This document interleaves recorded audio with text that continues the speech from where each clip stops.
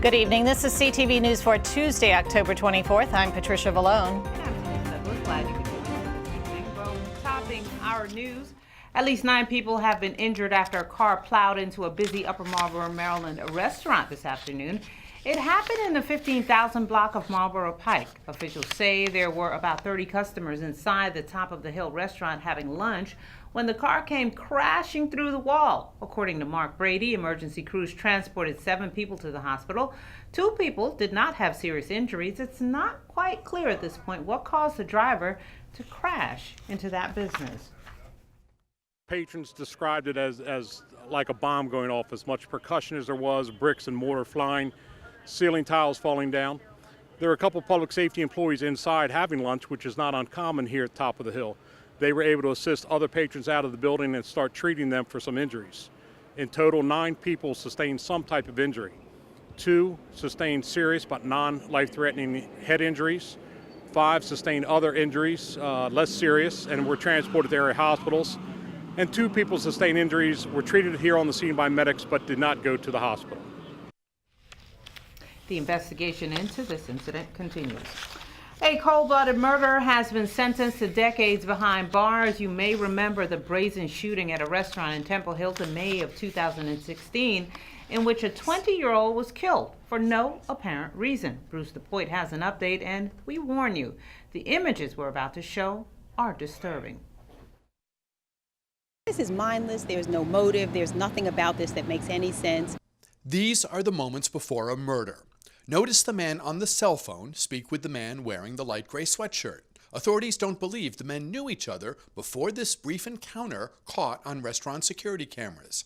After Rashid Edwards, now at the top of the screen, finds the men's room already occupied, he and the man in the hooded sweatshirt speak again. What is said? Unknown. But soon, Edwards leaves the restaurant. When he returns moments later, gunfire. 20-year-old Daryl Hairston II, a man who was just waiting for an order of chicken wings, shot and fatally wounded in a hail of bullets that sends everyone scrambling. I don't think there's any sensible explanation for why this occurred. You can watch the video over and over again, and the very innocent glances between the people in this case, maybe the 2 or 3 words. There's no sensible explanation for why a person would commit this kind of violence. Because of the quality of the images captured by those surveillance cameras, Rashid Edwards decided to plead guilty to 1 count of second-degree murder, a count of use of a firearm in the commission of a felony, and 3 counts of attempted murder. His sentence here at Circuit Court, 120 years behind bars. For prosecutor Elsa Brooks, the crime hits home. Her parents and many of their friends live in the neighborhood where the shooting occurred. This incident occurred maybe 2 miles from where I grew up. This is a shopping center that my parents shop in regularly. And so the interruption and the violence, and then otherwise in a community with aging individuals, it's just ridiculous. It is terrible. After the shooting, Hairston's friends scoop up his body and rush him to the hospital, but he's already dead. Another young life lost. Family members and bystanders traumatized by a tragedy that should never have happened. In Temple Hills, Bruce DePoit, CTV News. Thank you, Bruce. Well, as we reported yesterday, Democratic attorneys general from 17 states are calling on Congress to abandon legislation that would allow concealed carry gun permits issued in one state to be valid nationwide. One of those top prosecutors is Maryland Attorney General Brian Frosh. He says the proposals backed by the National Rifle Association would endanger Maryland lives.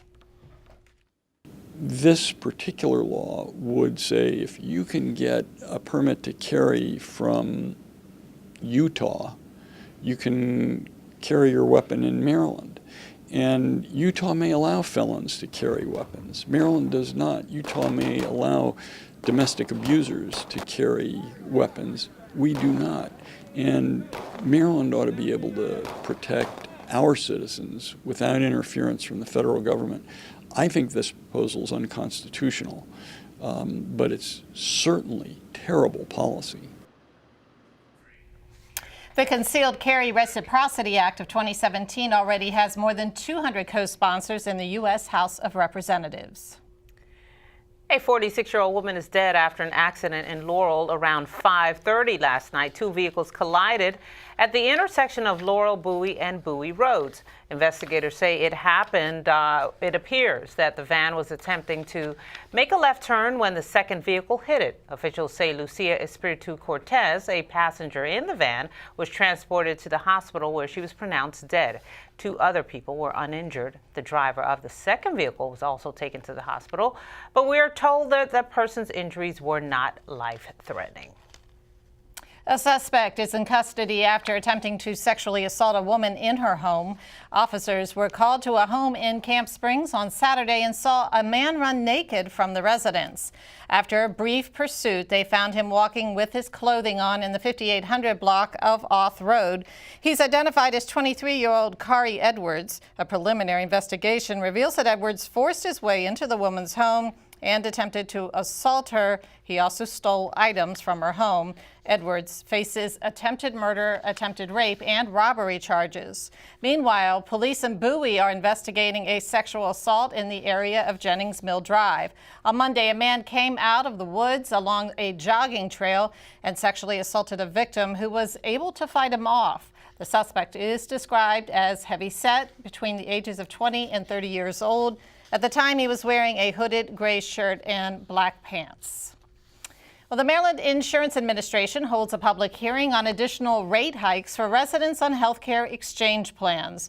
Those with Medicaid or lower incomes aren't expected to see any major increases in 2018, but about 20,000 mid to upper income earners on the Silver plan face another round of hikes in addition to the average 42% already approved in August.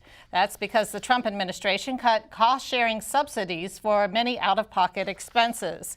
Commissioner Al Redmer says state law is very specific about rates. For the rates that have already been proposed for 2019, these are significant increases and devastating for Maryland families. It's very difficult. However, the law requires us to approve rates that the carriers need in order to survive. In aggregate, since the Affordable Care Act started, carriers have lost $750 million in this market. Those losses are unsustainable, resulting in unsustainable rate increases.